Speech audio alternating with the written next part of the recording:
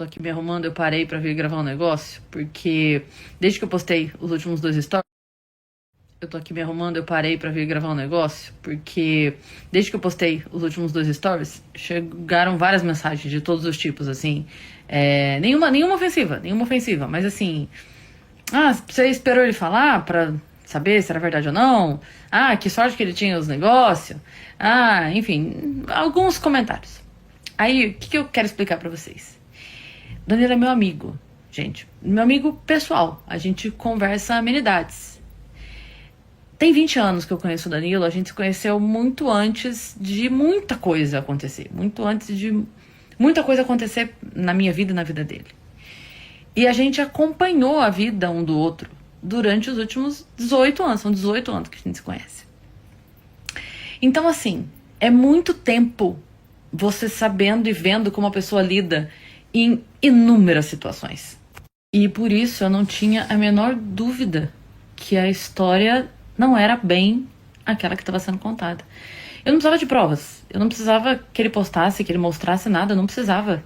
Ele precisa de provas para uma questão jurídica, para opinião pública. Para mim não precisava de forma alguma. Eu tenho inúmeras provas empíricas de como o Danilo age na defesa de um amigo, de uma amiga. Em diversas situações eu vi isso acontecendo comigo. E eu tô falando disso desde que a gente se conheceu, desde o primeiro dia que a gente se viu na vida, o Danilo me defendeu. Eu já contei isso, não me importa de contar de novo. Primeira vez que eu interagi com o Danilo pelo Twitter. E ele me convidou pra abrir o show dele, eu cheguei pra abrir o show dele, o produtor local falou que eu não iria abrir.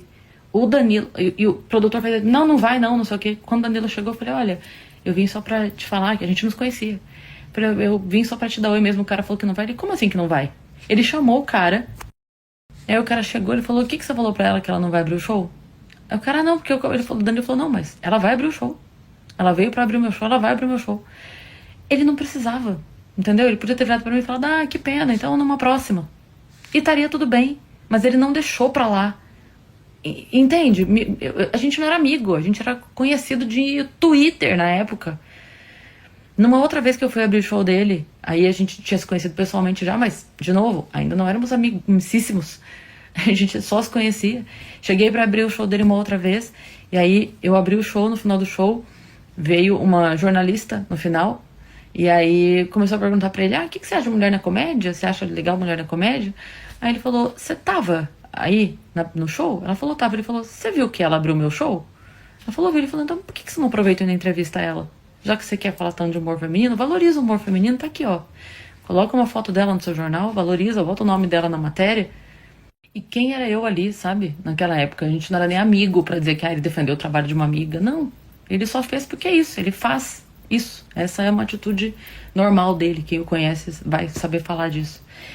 É isso. Uma vez, no início, nos primeiros anos da comédia, eu fui fazer show em Campinas, tava voltando pra Sorocaba de madrugada, e tinha dado uma enchente em Sorocaba terrível, a entrada da cidade estava toda tomada por água, e aí eu tava tentando chegar em casa, e uma rua tinha aberto uma vala na rua, e aí o espelho d'água não me deixou ver, eu caí com o carro na vala, perdi o carro, enfim, tive que refazer o carro todo.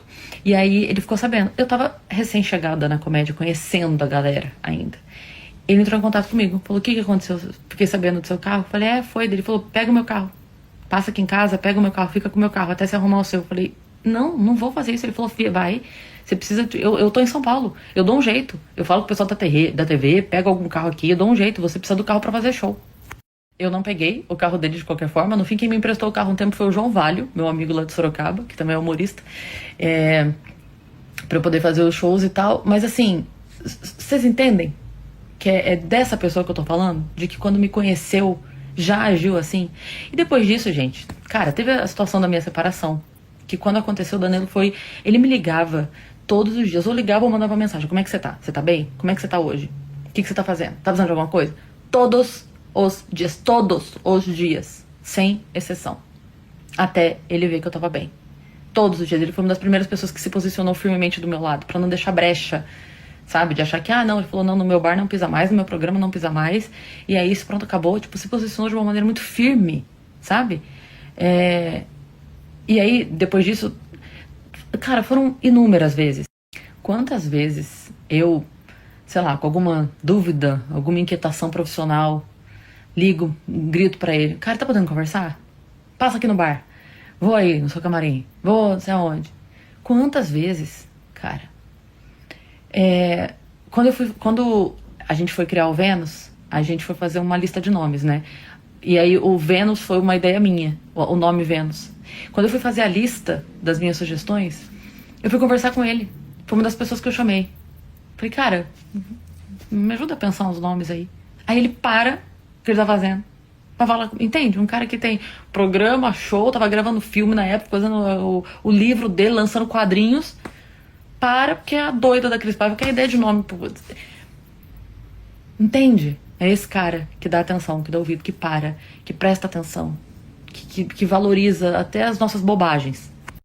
Eu fui no programa dele tem 20 dias, uns 20 dias mais ou menos. Aí eu gravei o programa dele, que eu fui pra divulgar o lançamento do Melhor Versão. E ele, como sempre, muito atento, muito generoso, falou: vamos lá, pra você divulgar. Beleza. Aí eu fui e gravei. Dia seguinte: cara, muito obrigada pela oportunidade. Valeu pelo espaço e tal. E aí, tava falando com meu amigo, com quem eu falo tudo. Falei: nossa, eu fiquei tão incomodada com a maquiagem, cara. Eu achei que ficou muito marcado. Achei que, sei lá, ficou estranho. Eu não gostei disso aqui. Aí ele: sério, mas eu tava ali na tua frente. Eu não tinha nada errado. Eu falei: não, acho que na TV não ficou legal, sei lá. Eu tava ali conversando com ele, tá? Ele percebeu que eu fiquei incomodada com o resultado da maquiagem. Pois ele ficou o dia inteiro assim: assiste lá de novo, dá uma olhada. Tem ninguém no comentário falando nada. Por que você tá incomodada? Não, peraí, você ficou incomodada? Tem um aplicativo aqui, dá uma olhada. Vê se você baixa o vídeo, bota esse efeito aqui, vai dar isso aqui. Ele ficou tentando resolver o meu incômodo com a maquiagem. Entende? Um homem extremamente ocupado ficou durante um dia inteiro ali, ó. Ia, voltava, conversava comigo, mandava mensagem: você assistiu? Você achou? Ficou muito ruim? Você gostou? Você, isso aqui? Baixa o aplicativo, tenta fazer desse jeito. Aí você o quê? Aqui, ó. Aí você vai me dizer que é essa pessoa que, com uma amiga que reclamou da maquiagem, ele não sossegou até ele ver que eu falei: não, tá tudo bem, eu assisti de novo, acho que foi só na hora que eu tivesse a impressão, tá tudo bem. E não sossegou enquanto ele não viu que eu tava bem. Aí você vai me dizer que essa pessoa ia ignorar algo tão sério, tão grave como uma amiga? Você entende que não bate? Não bate. É por isso que pra mim não precisava de prova nenhuma. Porque pra mim não faria o menor sentido ele agir dessa forma, porque não seria ele. Não seria ele. Eu ia falar: realmente tava com febre interna. Se ele tivesse agido de outra forma, não era ele. Aí vocês podem falar assim: ah, Cris, mas não podia ter acontecido? Ele não podia ter falhado, não podia ter errado, né? Porque as pessoas erram. Ele não podia ter se equivocado, não podia ter falhado na atitude nesse momento, não podia ter sido um momento em que ele não agiu como... Podia, é claro que podia. Todo mundo humano, ele podia ter errado, né?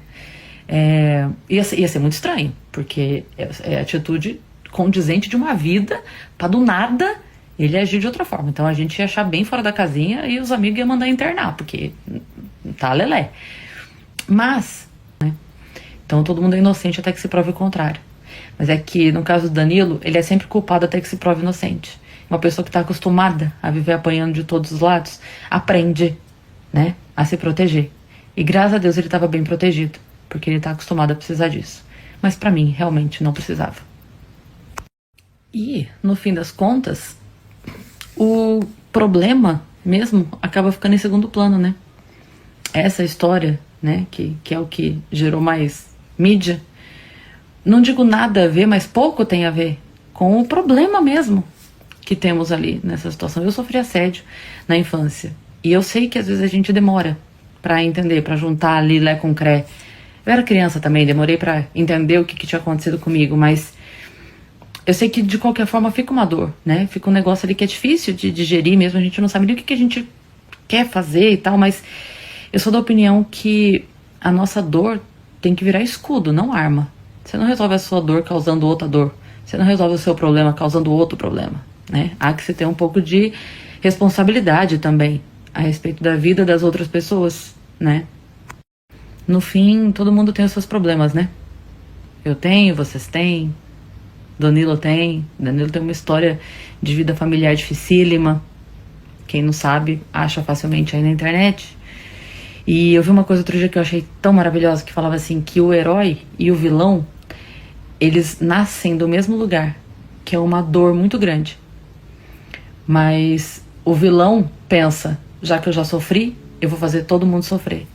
O herói pensa, já que eu sofri, eu vou tentar impedir que as outras pessoas sofram também.